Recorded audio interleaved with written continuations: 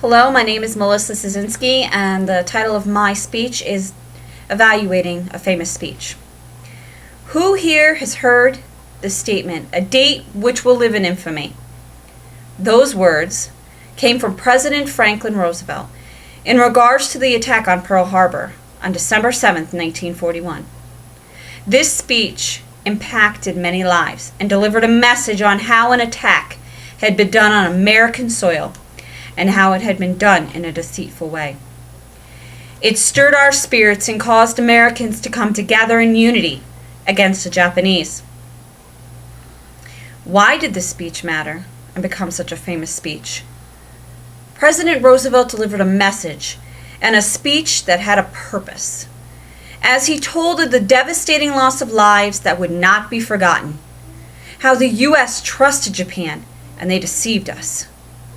It brought our country together in unity in the support of the war as we wanted to protect our country. Roosevelt used public speaking skills that made his speech successful and evoked emotion.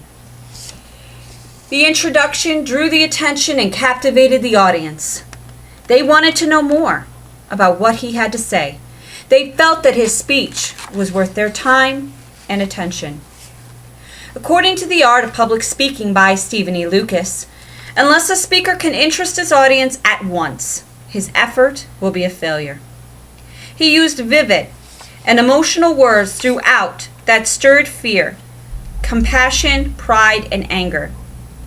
According to Lucas, effective persuasions often require emotional appeal. He used a technique of repetition about how Japan, the Japanese Empire, Japanese forces, and the Japanese government had attacked the United States and others. According to Lucas, repetition builds strong cadence and unifies and emphasizes the idea.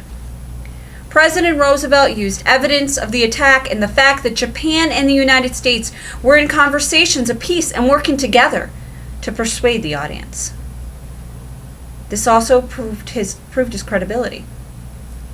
Lucas stated that the use of evidence can help to persuade the audience and prove the credibility of the speaker.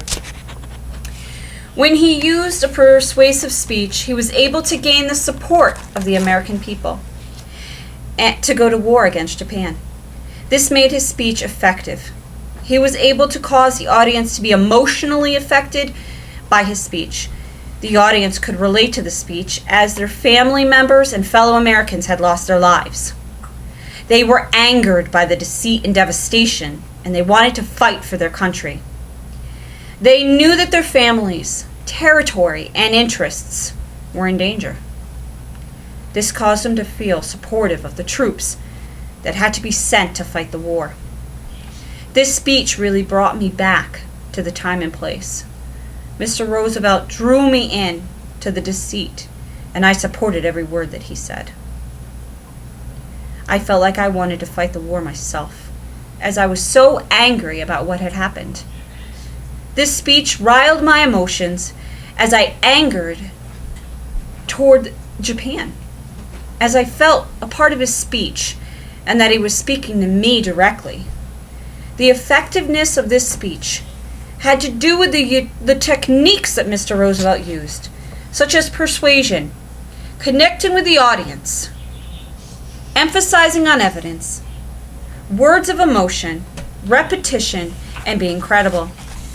I learned a great deal by evaluating this speech, and I will utilize the persuasion, repetition, connecting with the audience, and credibility techniques that he used in order to make my speeches in the future more effective. Although I don't think I could ever deliver a speech as good as President Franklin Roosevelt did.